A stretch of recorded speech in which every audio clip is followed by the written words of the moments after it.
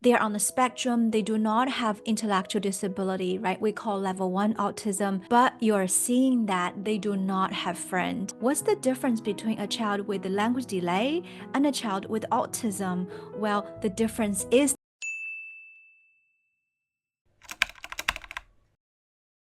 You are concerned that you're seeing some warning signs that your child may have autism or special needs.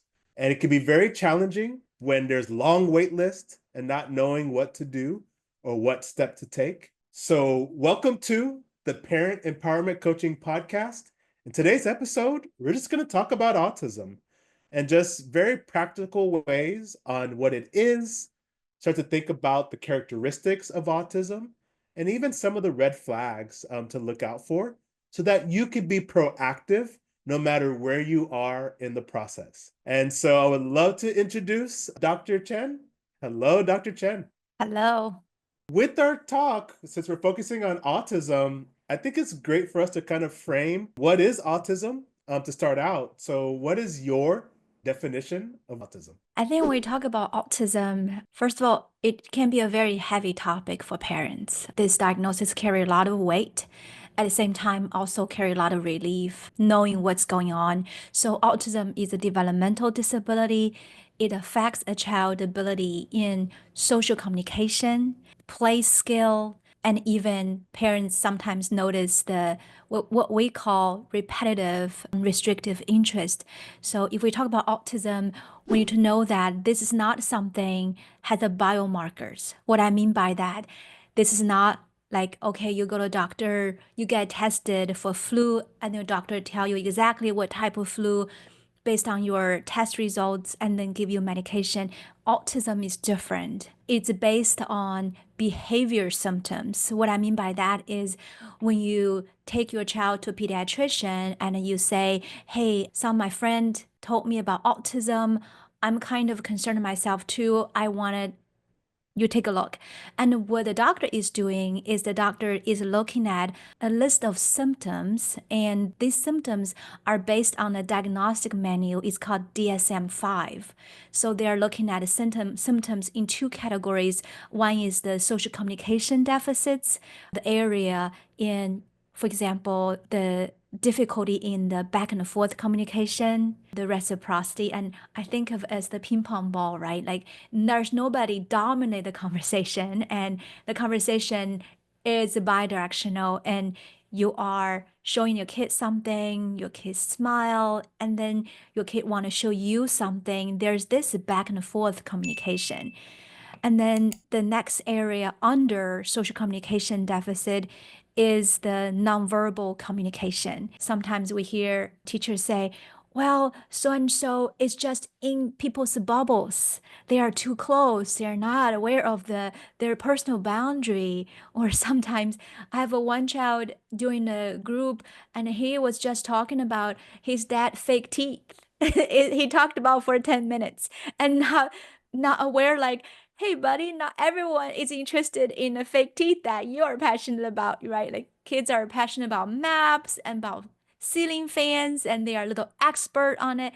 And then they are not picking up the social cue that, judging from the facial expression, eye contact, people want to move on.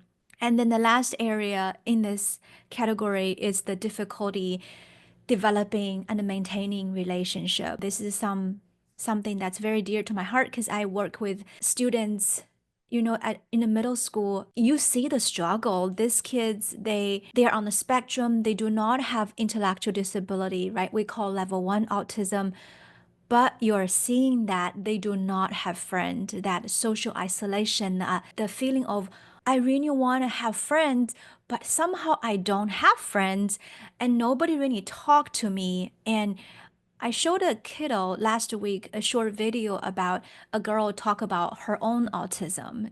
She talked about a lot of times she's peripheral and she's on the playground playing on her own. There's nobody talking to her, play with her.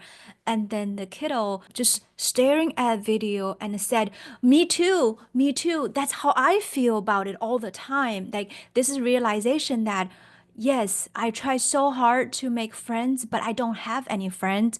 Or I have friends, I cannot maintain that friendship.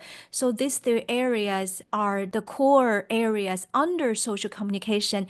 That's the primary area that a child with autism, we see they have these behavioral indicators, and parents often ask about what's the difference between a child with a language delay and a child with autism. Well, the difference is the social communication, right? And if a child with a language delay, they have that back and forth, they have that eye contact, they have that the desire for social interaction.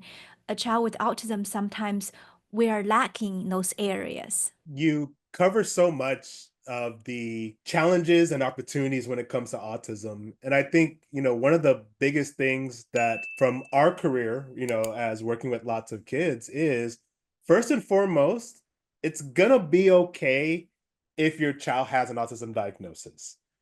It's just a different way how they go about processing some of the things that we do. And you just mentioned about making friends. Making friends is hard for quote unquote normal people. I think the challenge is when you don't have the communication skills, some of these other things, it just adds an extra level of challenge. And so I think that's a good way to kind of think about what's taking place. Of course, with autism unfortunately is a big spectrum. And I think maybe that's why it's hard as a parent to go online and do research because there's just so many different information. The information conflicts. One group loves this thing, same group hates, the exact same thing. I think it's good that we can at least frame out the different severity levels of autism because that'll kind of help us to know that not all the kids need the exact same type of interventions. So give me kind of your thoughts and we can go over just the different severity levels for autism. Thanks for watching. Are you ready for support? Look in the description below to book a free consultation call. We also have free downloadables from Parent Empowerment Coaching and our quest to help parents fight for 15 minutes. Stay empowered, stay informed. We'll talk again soon.